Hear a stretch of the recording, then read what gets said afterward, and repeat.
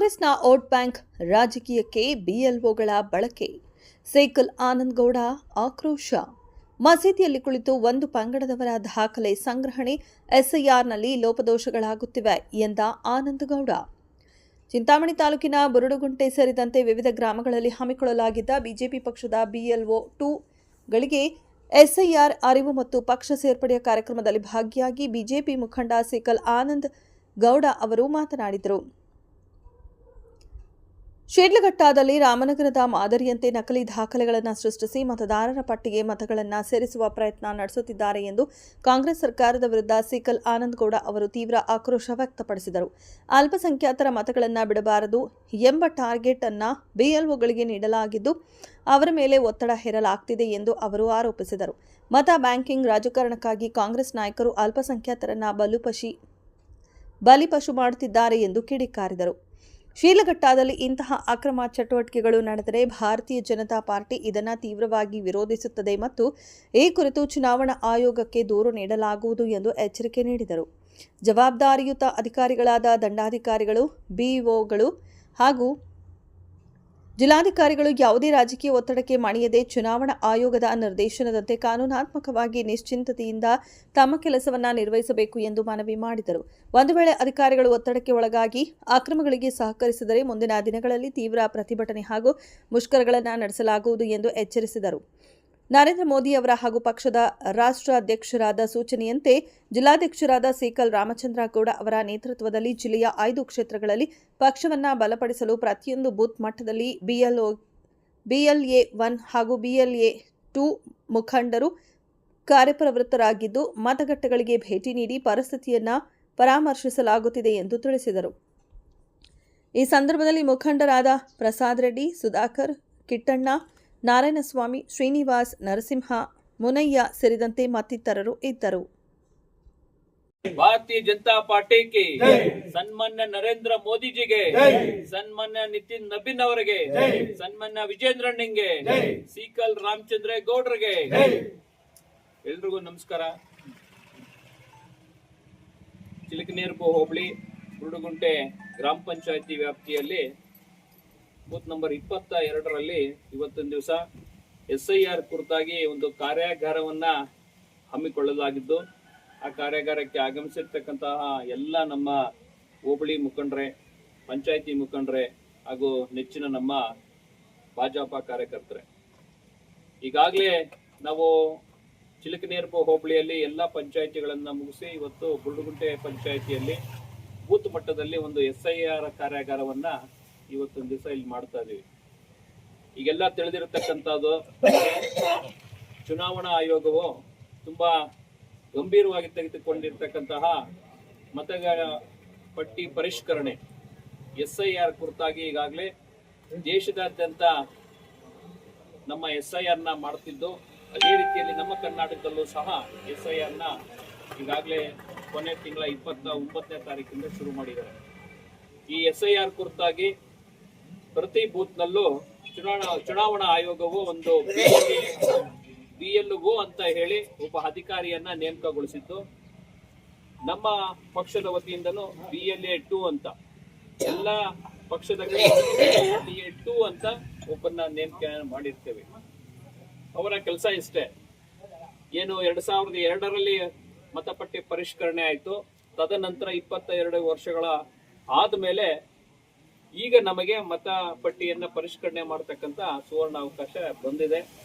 ಇದರಲ್ಲಿ ಯಾರನ್ನ ಮತಪಟ್ಟಿಯಲ್ಲಿ ಸೇರಿಸಬೇಕು, ಯಾರನ್ನ ಮತಪಟ್ಟಿಯಿಂದ ತೆಗಿಬೇಕು, ಯಾರು ಅನವಶ್ಯಕವಾಗಿ ಅನರ್ಹರಿರ್ತಾರೆ ಅಂತವ್ರನ್ನ ಮತಪಟ್ಟಿಯಲ್ಲಿ ಏನಾದ್ರು ಇದ್ರೆ ಅವ್ರನ್ನ ತೆಗೆಸ್ತಕ್ಕಂಥ ಕೆಲಸ ಮಾಡಬೇಕು. 2002 ಆದ್ಮೇಲೆ ಯಾರಾದ್ರೂ ಮಧ್ಯದಲ್ಲಿ ಮೃತಪಟ್ಟಿದ್ರೆ ಆ ಹೆಸರನ್ನ ತೆಗೆಸ್ತಕ್ಕಂಥ ಕೆಲಸವನ್ನು ಮಾಡಿರ್ಬೇಕು. ಬೇರೆ ಊರಿನಿಂದ ಈ ಊರಿಗೆ ಯಾರಾದ್ರೂ ಹೊಸದಾಗಿ ಸೆಲೆಯಾಗಿ ಬಂದಿರತಕ್ಕಂಥದ್ದು, ಇಲ್ಲ ಬೇರೆ ಕಡೆಯಿಂದ ಇಲ್ಲಿ ಯಾರಾದ್ರೂ ಬಂದಿದ್ರೆ ಅವನ್ನ ಪಟ್ಟಿಗೆ ಸೇರಿಸ್ತಕ್ಕಂಥದ್ದು, ದಾಖಲಾತಿಗಳನ್ನ ಏನು ನಮ್ಮ ಬಿಎಲ್ಒಗಳು ಕೊಡ್ತಾರೆ ಅದನ್ನ ಸಂಪೂರ್ಣ ದಾಖಲಾತಿಗಳನ್ನ ಒದಗಿಸೋದ್ರ ಮುಖಾಂತರ ಎಲ್ಲರೂ ಸಹ ನಾವು ಬಿಎಲ್ಎ 2ಗಳು, ಬಿಎಲ್ಎ 1 ಹಾಗೂ ನಮ್ಮ ಮುಖಂಡರ ಕರ್ತವ್ಯವೂ ಹೌದು, ಅವರ ಬಿಎಲ್ಒಗಳ ಜೊತೆ ಸಹಕಾರ ಕೊಟ್ಟು ಈ ಒಂದು ಎಸ್ಐಆರ್ನ ಸಂಪೂರ್ಣ ನಮ್ಮ ಬೂತ್ ಮಟ್ಟದಲ್ಲಿ ಅತಿ ಹೆಚ್ಚಿನ ರೀತಿಯಲ್ಲಿ ಸಹಕಾರ ಕೊಟ್ಟು ಅದನ್ನ ಯಶಸ್ವಿಗೊಳಿಸಬೇಕು ಅಂತೇಳಿ ಇವತ್ತಿನ ದಿವಸ ನಾವು ಈ ಒಂದು ಮತಪಟ್ಟಿ ಪರಿಷ್ಕರಣಾ ಕುರಿತಾಗಿ ಒಂದು ಕಾರ್ಯಾಗಾರವನ್ನು ಮಾಡ್ತಾ ಇದೀವಿ. ನಮ್ಮ ಕರ್ನಾಟಕದಲ್ಲಿ ಎಷ್ಟು ಗಂಭೀರವಾಗಿ ತಗೊಂಡಿದ್ದಾರೆ ಅಂತ ಹೇಳಿದ್ರೆ, ಈಗ ಅನ್ನ ಪಕ್ಷಗಳವ್ರನ್ನ ನಾವು ಯಾರನ್ನೂ ಟಾರ್ಗೆಟ್ ಮಾಡ್ಲಿಕ್ಕೆ ಹೋಗ್ತಾ ಇಲ್ಲ. ನಮ್ಮ ಪಕ್ಷದಲ್ಲಿ ಇರ್ತಕ್ಕಂಥದ್ದೇನಿದೆ, ನಮ್ಮ ಕರ್ತವ್ಯ ಏನಿದೆ, ನಮ್ಮ ಭಾರತದ ಪ್ರಜೆಯಾಗಿ ನಮ್ಮ ಕರ್ತವ್ಯ ಏನಿದೆ, ಹಾಗಾಗಿ ನಮ್ಮ ನರೇಂದ್ರ ಮೋದಿಯವರು ಹಾಗೂ ನಮ್ಮ ರಾಷ್ಟ್ರಾಧ್ಯಕ್ಷರು ಏನು ಒಂದು ಸೂಚನೆಯನ್ನು ಕೊಟ್ಟಿದ್ದಾರೆ. ವಿಶೇಷವಾಗಿ ನಮ್ಮ ಜಿಲ್ಲೆಯಲ್ಲಿ ಬಾಗೇಪಲ್ಲಿ ಇರ್ಬೋದು, ಗೌರಿಬಿದನೂರು, ಚಿಕ್ಕಬಳ್ಳಾಪುರ, ಚಿಂತಾಮಣಿ ಮತ್ತು ಶಿಡ್ಲಘಟ್ಟ, ಹೀಗೆ ಇದಕ್ಕೆ 5 ಕಾನ್ಸ್ಟಿಟ್ಯೂನ್ಸಿಗೆ ಜಿಲ್ಲಾಧ್ಯಕ್ಷರಾಗಿ ಮೊದಲನೇ ಬಾರಿಗೆ ನಮ್ಮ ತಾಲೂಕಿಗೆ ಅಂದ್ರೆ ಶಿಡ್ಲಘಟ್ಟ ಕಾನ್ಸ್ಟಿಟ್ಯೂನ್ಸಿಗೆ ಒಂದು ಅವಕಾಶವನ್ನ ಕೊಟ್ಟಿರ್ತದೆ ನಮ್ಮ ಭಾರತೀಯ ಜನತಾ ಪಾರ್ಟಿ. ಸೀಕಲ್ ರಾಮಚಂದ್ರ ಗೌಡರು ಈಗಾಗಲೇ 1 ವರ್ಷವನ್ನ ಪೂರೈಸಿದ್ದಾರೆ. ಅವರ ಅತ್ಯಂತ ಯಶಸ್ವಿ ಜಿಲ್ಲಾಧ್ಯಕ್ಷರು ಅಂತಾನೂ ಒಂದು ಹೆಸರು ತಗೊಂಡಿದ್ದಾರೆ. ಅವರ ಒಂದು ಸಿನ್ಸಿಯಾರಿಟಿ ಅಂತ ಹೇಳಿದ್ರೆ, ಪಕ್ಷದ ಅಡಿಯಲ್ಲಿ ಕೆಲಸ ಮಾಡತಕ್ಕಂತ ಏನು ಒಂದು ಇಚ್ಛೆ ಇದೆ, ಅವರ ಸೂಚನೆ ಏನಿದೆ, ನಾನು ಒಂದು ತಾಲೂಕಿನ BLA 1 ಆಗಿ ನನಗೆ ಒಂದು ಸೂಚನೆಯನ್ನು ಕೊಟ್ಟಿರ್ತಾರೆ. ಪ್ರತಿ ಮತಗಟ್ಟೆಗೂ ಹೋಗಿ ಪ್ರತಿ ಮುಖಂಡರನ್ನು ಭೇಟಿ ಆಗೋದ್ರ ಮುಖಾಂತರ ಈ ಒಂದು SIR-ನ ಅತ್ಯಂತ ಯಶಸ್ವಿಗೊಳಿಸಬೇಕು ಅನ್ನೋ ಒಂದು ಸೂಚನೆಯ ಮೇರೆಗೆ ಇವತ್ತಿನ ದಿವಸ ನಾವು ಪ್ರತಿ ಬೂತ್ಗೂ ಭೇಟಿಯನ್ನು ಕೊಡ್ತಕ್ಕಂಥ ಒಂದು ಕೆಲಸವನ್ನು ಮಾಡ್ತಾ ಇದ್ದೀವಿ. ಇದು ಯಾವುದೇ ಎಲೆಕ್ಷನ್ ಗಿಮಿಕ್ ಅಲ್ಲ. ನಮ್ಮ ಕರ್ತವ್ಯ, ನಮ್ಮ ಆದ್ಯತೆ, ನಮಗೆ ಕೊಟ್ಟಿರ್ತಕ್ಕಂಥ ಜವಾಬ್ದಾರಿಯನ್ನ ನಾವು ಬೂತ್ ಮಟ್ಟದಲ್ಲಿ ಮಾಡ್ತಕ್ಕಂಥ ಏನು ಕೆಲಸವನ್ನ ನಮಗೆ ಜಿಲ್ಲಾಧ್ಯಕ್ಷರು ವಹಿಸಿದ್ರೆ ಆ ಕೆಲಸವನ್ನ ನಾವು ನಿಷ್ಠೆಯಿಂದ ಪಕ್ಷದ ಅಡಿಯಲ್ಲಿ ಮಾಡ್ತಾ ಇದೀವಿ. ಹಾಗಾಗಿ ಈ ಒಂದು SIR-ನ ಯಶಸ್ವಿಗೊಳಿಸೋದ್ರ ಮುಖಾಂತರ ಚುನಾವಣಾ ಆಯೋಗ ಏನು ನಮಗೆ ಜವಾಬ್ದಾರಿಯನ್ನು ಕೊಟ್ಟಿದೆ, ಆ ಜವಾಬ್ದಾರಿಯನ್ನ ನಿರ್ವಹಿಸೋದ್ರ ಮುಖಾಂತರ ಅರ್ಹ ಮತದಾರರನ್ನ ಪಟ್ಟಿಯಲ್ಲಿ ಉಳಿಸ್ತಕ್ಕಂಥ ಕೆಲಸವನ್ನ ಮಾಡಬೇಕು ಅಂತೇಳಿ ಈ ಮುಖಾಂತರ ಎಲ್ಲಾ ಮುಖಂಡರಲ್ಲೂ ನಾನು ಮನವಿಯನ್ನು ಮಾಡ್ಕೊತಾ ಇದ್ದೀನಿ. ಈಗ ರಾಜ್ಯದಾದ್ಯಂತ ಮತಪಟ್ಟಿ ಪರಿಷ್ಕರಣೆ ಇದು ಅತ್ಯಂತ ಯಶಸ್ವಿಯಾಗಿ ನಡೀತಾ ಇದೆ. ಪ್ರತಿ ಬೂತ್ನಲ್ಲೂ ಪ್ರತಿ ಮನೆಗೂ PLOಗಳು ಭೇಟಿ ಕೊಡೋದ್ರ ಮುಖಾಂತರ ಸಂಬಂಧಪಟ್ಟ ದಾಖಲಾತಿಗಳನ್ನ ಸಂಗ್ರಹಿಸಿ ಅದನ್ನ ವಿಶೇಷವಾಗಿ ಅವರನ್ನ ಪಟ್ಟಿಗೆ ಸೇರಿಸ್ತಕ್ಕಂಥದ್ದು, ಯಾರು ಅನರ್ಹ ಇದ್ದಾರೆ ಅದನ್ನ ತೆಗಿತಕ್ಕಂಥ ಕೆಲಸವನ್ನ ಮಾಡಬೇಕಂತ ವಿಶೇಷವಾಗಿ ಸೂಚನೆಯನ್ನು ಕೊಟ್ಟಿದ್ದಾರೆ. ಆದ್ರೆ ಇಲ್ಲಿ ನಮ್ಮ ಕರ್ನಾಟಕದಲ್ಲಿ ಯಾರು ಅಧಿಕಾರದಲ್ಲಿದ್ದಾರೆ, ಅಧಿಕಾರದಲ್ಲಿ ಇರ್ತಕ್ಕಂಥ ರೂಲಿಂಗ್ ಪಾರ್ಟಿಯವರು ನಮ್ಮ BLOಗಳನ್ನ ಒಂದು ಕೈಗೊಂಬೆಯಾಗಿ ಮಾಡ್ಕೊಂಡಿದ್ದಾರೆ. BLOಗಳಿಗೆ ಒಂದು ಒತ್ತಡವನ್ನ, ಒಂದು ಪ್ರೆಷರ್ ಅನ್ನ ಕ್ರಿಯೇಟ್ ಮಾಡ್ತಾ ಇದ್ದಾರೆ. ಈಗಾಗಲೇ ನಮ್ಮ ಕುಮಾರಣ್ಣವರು ಇದ್ರ ಬಗ್ಗೆ ಪ್ರಸ್ತಾಪ ಮಾಡಿದ್ದಾರೆ, ರಾಮನಗರದಲ್ಲಿ ಏನಾಗ್ತಿದೆ ಅಂತೇಳಿ. ನಮ್ಮ ರಾಜ್ಯಾಧ್ಯಕ್ಷರು ಸಹ ಇದ್ರ ಬಗ್ಗೆ ಧ್ವನಿಗೂಡಿಸಿದ್ದಾರೆ. ಹಲವಾರು ಕಡೆ ಯಾವ ರೀತಿಯಾಗಿ ಈ BLOಗಳ ಮೇಲೆ ಒತ್ತಡವನ್ನು ಹೇರೋದ್ರ ಮುಖಾಂತರ ಒಂದು ಮಸೀದಿಯಲ್ಲಿ ಕೂತ್ಕೊಂಡು ಒಂದು ಪಂಗಡದವ್ರನ್ನ ಅಲ್ಲಿಗೆ ಕರೆಸಿ ಅಲ್ಲೇ ಡಾಕ್ಯುಮೆಂಟೇಶನ್ ಕಲೆಕ್ಟ್ ಮಾಡಿ ಮಾಡ್ತಕ್ಕಂಥ ಕೆಲಸ ಆಗ್ತಾ ಇದೆ. ಬಟ್ ಇದರಲ್ಲಿ ತುಂಬಾ ಲೋಪದೋಷಗಳಾಗ್ತಾ ಇದೆ. ಚುನಾವಣಾ ಆಯೋಗ BLOಗಳಿಗೆ ಹೇಳಿರ್ತಕ್ಕಂಥದ್ದು ಪ್ರತಿ ಮನೆಗೂ ಭೇಟಿ ಕೊಟ್ಟು ಆ ಮನೆಯಲ್ಲಿರ್ತಕ್ಕಂಥವ್ರನ್ನ ಕರೆಕ್ಟ್ ಆಗಿ ಪರಿಶೀಲನೆ ಮಾಡಿ ಅಗತ್ಯ ದಾಖಲಾತಿಗಳನ್ನ ಹೋಗಿ ಮನೆಯಿಂದ ತೆಗೆದುಕೊಳ್ಳಿ ಅಂತ ಹೇಳಿದ್ರೆ, ನೀವು ಮಸೀದಿಗಳಲ್ಲಿ, ಯಾವ್ದಾದ್ರು ಚೌಟ್ರಿಗಳಲ್ಲಿ ಮತ್ತೆ ಅಂಗನವಾಡಿಗಳಲ್ಲಿ ಕೂತ್ಕೊಂಡು ನೀವು ಮತಗಟ್ಟೆ ಪರಿಷ್ಕರಣೆ ಮಾಡ್ತೀವಿ ಅಂತ ಹೇಳಿದ್ರೆ ಇದ್ಯಾರು ಒಪ್ಲಿಕ್ಕೆ ಆಗೋದಿಲ್ಲ. ಬಾಂಗ್ಲಾದೇಶದಿಂದ ಬಂದಿರತಕ್ಕಂಥವ್ರನ್ನ ನೀವು ಒಂದು ಕಡೆ ಹುಡ್ಡೆ ಹಾಕೊಂಡು ಅವರಿಗೆ ಮನೆಗಳಿಲ್ಲ, ಏನು ಇಲ್ಲ, ಬೇರೆ ಎಲ್ಲೋ ಕೆಲಸಕ್ಕೆ ಬಂದಿರತಕ್ಕಂಥವ್ರನ್ನ ಕರ್ಕೊಂಡ್ಬಂದು ನೀವು ಫೇಕ್ ಡಾಕ್ಯುಮೆಂಟೇಶನ್ ನ ಕ್ರಿಯೇಟ್ ಮಾಡ್ಬಿಟ್ಟು ನೀವು ಮತ ಪಟ್ಟಿಯಲ್ಲಿ ಸೇರಿಸ್ತೀರಿ ಅಂತ ಹೇಳಿದ್ರೆ ಈ ಕಾಂಗ್ರೆಸ್ನ ಉದ್ದೇಶ ಏನಿರ್ಬೋದು? ಇಷ್ಟು ಸರಿನೂ ನೀವು ಮಾಡಿರ್ತಕ್ಕಂಥ ಎಲೆಕ್ಷನ್ಸ್ ಇದೇ ರೀತಿಯಾಗಿ ಮಾಡ್ಕೊಂಡ್ ಬಂದಿದ್ದಾರೆ. ಆದ್ರೆ ಈ ಒಂದು 22 ವರ್ಷ ಆದ್ಮೇಲೆ ಬಂದಿರತಕ್ಕಂತ ಮತಪಟ್ಟಿ ಪರಿಷ್ಕರಣೆ ಏನಿದೆ, ಇದರಲ್ಲಿ ಚುನಾವಣೆ ಆಯೋಗವು ತುಂಬಾ ಕಟ್ಟುನಿಟ್ಟಿನ ಒಂದು ಯೋಜನೆಗಳನ್ನು ಹಾಕೊಂಡಿರೋದ್ರಿಂದ ಯಾವುದೇ ಕಾರಣಕ್ಕೂ ಅನರ್ಹರು ಹೊರಗಡೆಯಿಂದ ಬಂದಿರತಕ್ಕಂಥವರಿಗೆ ಇಲ್ಲಿ ಮತಪಟ್ಟಿಯಲ್ಲಿ ಸೇರ್ಪಡೆಗೆ ಅವಕಾಶವೇ ಇಲ್ಲ. ಅದನ್ನ ಗಮನಿಸಲಿಕ್ಕೆ ನಮ್ಮ ಭಾರತೀಯ ಜನತಾ ಪಾರ್ಟಿಯಿಂದ ಪ್ರತಿ ಬೂತ್ ಮಟ್ಟದಲ್ಲೂ BLA 2ಗಳಿದ್ದಾರೆ. ನಾವು BLOಗಳನ್ನ ಯಾವುದೇ ಕಾರಣಕ್ಕೂ ದೂಷಣೆ ಮಾಡೋದಿಲ್ಲ.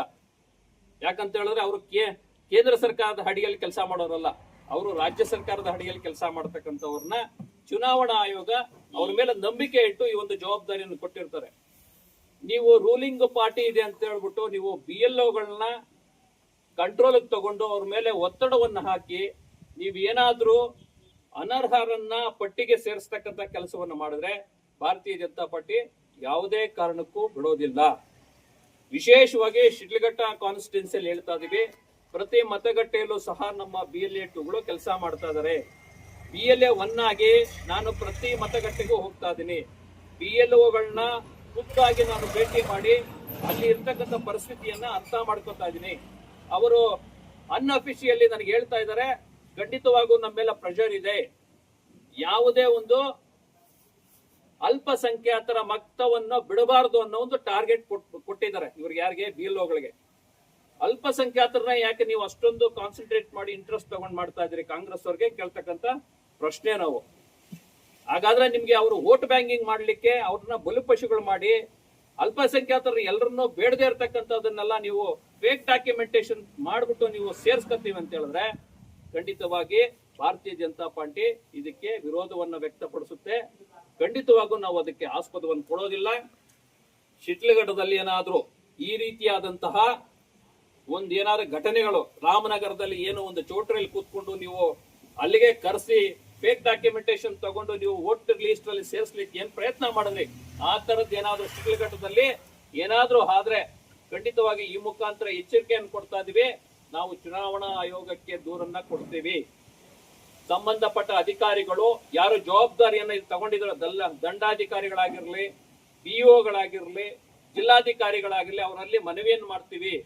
ನೀವು ಯಾವುದೇ ಒತ್ತಡಕ್ಕೆ ಮಡಿಯೋ ಅಗತ್ಯವಿಲ್ಲ.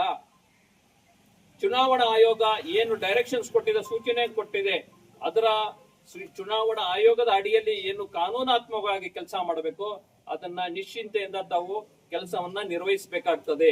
ನೀವು ಒತ್ತಡಕ್ಕೆ ಮಾಡೋದು, ಅವರಿಗೆ ಸಪೋರ್ಟ್ ಮಾಡ್ತಕ್ಕಂಥದನ್ನ ಏನಾದ್ರೂ ಬಂದ್ರೆ ನಮಗೆ ನಾವು ಖಂಡಿತವಾಗೂ ನಾವು ಮುಷ್ಕರಗಳನ್ನ ಮಾಡೋದಕ್ಕೂ ಹಿಂದೆ ಹೋಗೋದಿಲ್ಲ, ಇದನ್ನ ಖಂಡಿಸ್ಲಿಕ್ಕೂ ನಾವು ಹಿಂದೆ ಹೋಗೋದಿಲ್ಲ ಅಂತ ಹೇಳ್ಬಿಟ್ಟು ಈ ಮುಖಾಂತರ ಎಚ್ಚರಿಕೆಯನ್ನ ಕೊಡ್ತಾ ಇದ್ದೀವಿ.